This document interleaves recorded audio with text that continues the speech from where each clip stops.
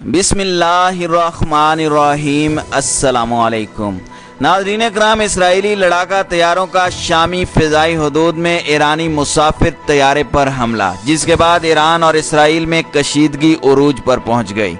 Iran ने Israel और America को बड़ी वार्निंग जारी करते हुए संगीन नताइज की धमकी जारी कर दी। दूसरी जानिब चीन और ईरान के दरमियान स्ट्रेटेजिक मुआहदे ने हलचल मचा दी। इसराइल और अमेरिका ने जवाबी वार करते हुए खिते में भारत, जापान और ऑस्ट्रेलिया पर मुश्तमिल नया इत्तेहाद तश्कील देना शुरू कर दिया। एक खबर यह भी है कि शाम में इसराइली जंगी तैयारों ने अपनी ताज़ा कार्रवाइयों में ईरान और हिजबुल्लाह की तंसीबात को एक बार फिर निशाना बनाया है, जिसके नतीजे में एक ईरानी जर्नल के हलाक होने के बारे में मालूमात मौसूल हो रही हैं। ईरानी जहाज पर हमले में कितने मुसाफिरों के जख्मी और हलाक होने की इत्तलाआत हैं? क्या चीन और ईरान के दरमियान स्ट्रेटेजिक मुआहदा होने के बाद ईरान मतलूबा नताइज हासिल कर पाएगा? इसराइली मीडिया ईरान और चीन के दरमियान होने वाले मुआहदे को किस नज़र से देख रहा है? ये सब जानने के लिए आप सब दोस्तों से गुजारिश है कि वीडियो को आखिर तक मुलाहिजा करें, ताकि आप खिते में होने वाली ताज़ा तरीन अपडेट से आगाह रह सकें। नाज़रीन कराम, ईरान और चीन के दरमियान 25 साला स्ट्रेटेजिक मुआहदा आखिरी मराहिल में है और इस मुआहदे के तहत चीन ईरान में 400 अरब डॉलर की सरमायाकारी करेगा। ईरान और चीन के दरमियान 25 साला मुआहदा चीन पाकिस्तान मुआहदे से कई गुना बड़ा है और इसमें लगाया जाने वाला सरमाया पाकिस्तान में लगाए जाने वाले मुआहदे से 8 गुना ज्यादा है। इस मुआहदे के ऐलान ने ही खिते में हलचल मचा रखी है।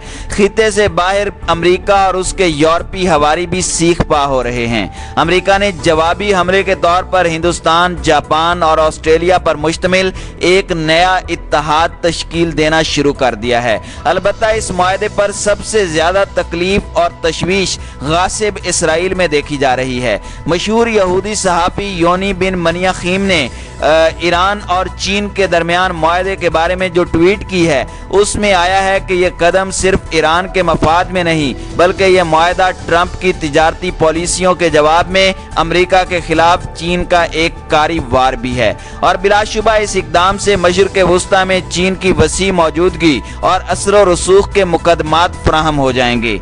इसमें कोई दूसरी राय नहीं कि इस मुआहदे से अमरीकी पाबंदियों के मुकाबले में ईरान को मजबूती और इस्तेहकाम मिलेगा, जिससे ईरान की दिफाई ताकत में मजीद इजाफा हो जाएगा। इसराइली सहाफ़ी के मुताबिक इस मुआहदे से ईरान के एटमी प्रोग्राम में चीनियों की शिरकत के मुकदमात फराहम हो गए हैं और ईरान के एटमी प्रोग्राम में शिरकत से मुराद ये है कि इस सिलसिले में तेल अवीव के हाथ बंद जाएंगे। इलाके की इस बदलती सूरत हाल, ईरान में इसका नुमायां किरदार और अमरीकी इकदामात की मुसलसल नाकामी इस बात का बायस बन रही है कि इसराइल और उसके हवारी इस मुआहदे पर सीख पा हो रहे हैं।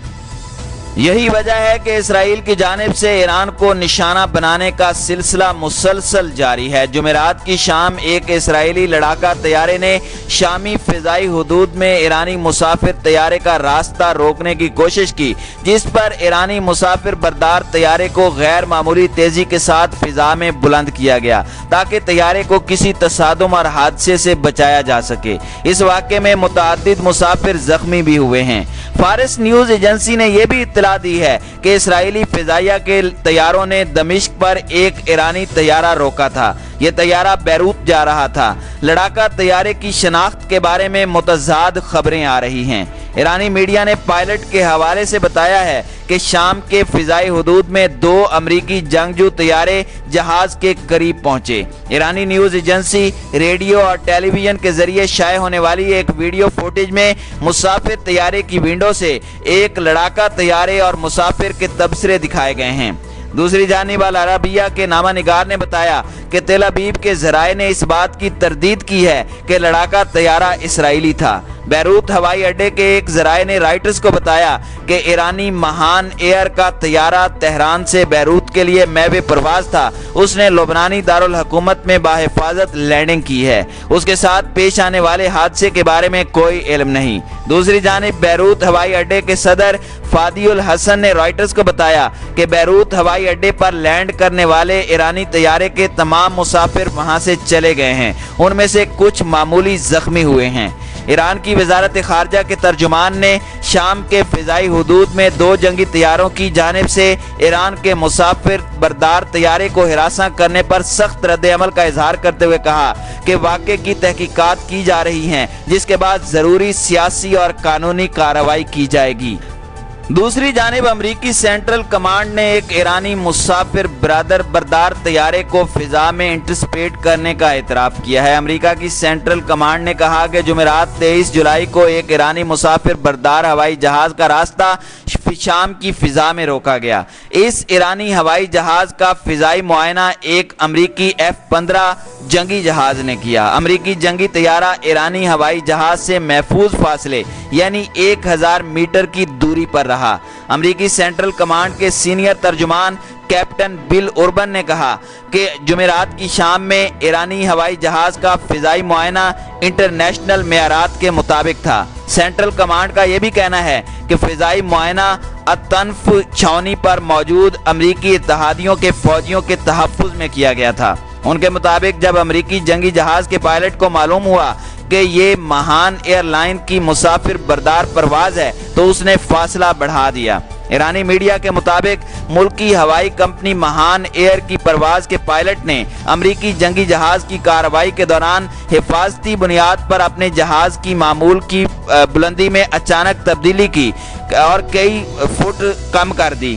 امریکی جہاز کی واپسی کے بعد ایرانی پائلٹ ایک مرتبہ پھر اپنا جہاز معمول کی بلندی یعنی 34,000 فٹ پر لے گیا۔ یہ بھی بتایا گیا کہ جہاز کو اچانک اوپر نیچے لے کر جانے سے کئی مسافروں کو ہلکی نوعیت کی چوٹیں بھی آئی ہیں۔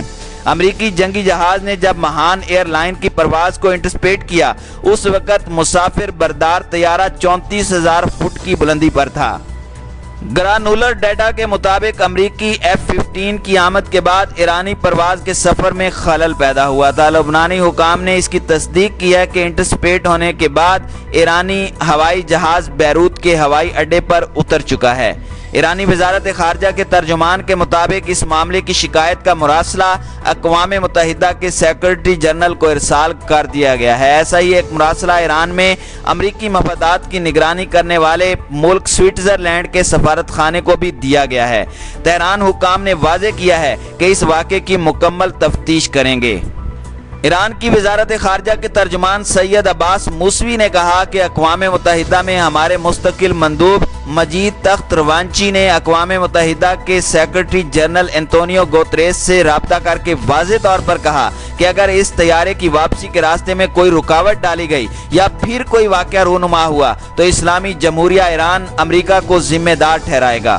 انہوں نے کہا کہ یہ پیغام تہران میں سوئس سفیر کو بھی پہنچا دیا گیا ہے۔ خاتون نائب ایرانی صدر برائے قانونی امور نے کہا کہ ایرانی مسافر بردار طیارے پر امریکی لڑاکا طیارے کی جارحیت کے اقدام کو قانونی کارروائی کی ضرورت ہے۔ یہ بات لایا جنیدی نے آج بروز جمعہ کہی۔ انہوں نے بتایا کہ کل رات میں شامی فضائی حدود میں ایرانی مسافر بردار طیارے پر 2 امریکی لڑاکا طیاروں کی جارحیت کے خلاف بین الاقوامی عدالت اور بین الاقوامی سول ایوییشن آرگنائزیشن میں قانونی کارروائی کی جانی چاہیے۔ دوسری جانب شام کی آبزرویٹو برائے انسانی حقوق کے مطابق شام میں اسرائیلی جنگی طیاروں نے ایران اور حزب اللہ کی تنصیبات کو ایک بار پھر نشانہ بنایا ہے۔ شام کے دارالحکومت دمشق میں اسرائیلی طیاروں سے کی گئی بمباری کے نتیجے میں زوردار دھماکوں کی آوازیں سنی گئیں۔ ان دھماکوں کے بعد شامی محکمہ دفاع نے جوابی کارروائی کے طور پر متعدد میزائل داغے۔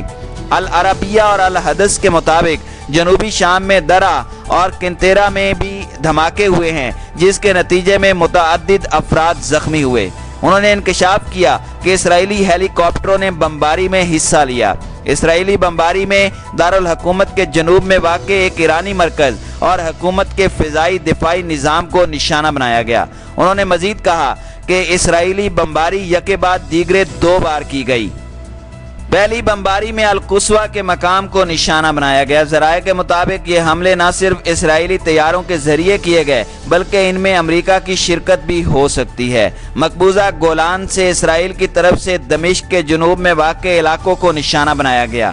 شام میں اسرائیل کی تازہ بمباری کے نتیجے میں ایک ایرانی جنرل کے ہلاک ہونے کے بارے میں معلومات موصول ہو رہی ہیں۔ ذرائع نے مزید بتایا کہ اسرائیلی بمباری سے ملک میں ایرانی اور حزب اللہ کے افسران کے لیے ایک آپریٹنگ روم کو نشانہ بنایا گیا۔ مقامی رہائشیوں نے دارالحکومت دمشق میں زوردار دھماکوں کی آوازیں سنی۔ اس کے علاوہ دارالحکومت سے وابستہ میڈیا اداروں نے دمشق میں نشانہ بنائے جانے والے واقعات کی ویڈیو بھی نشر کی ہے۔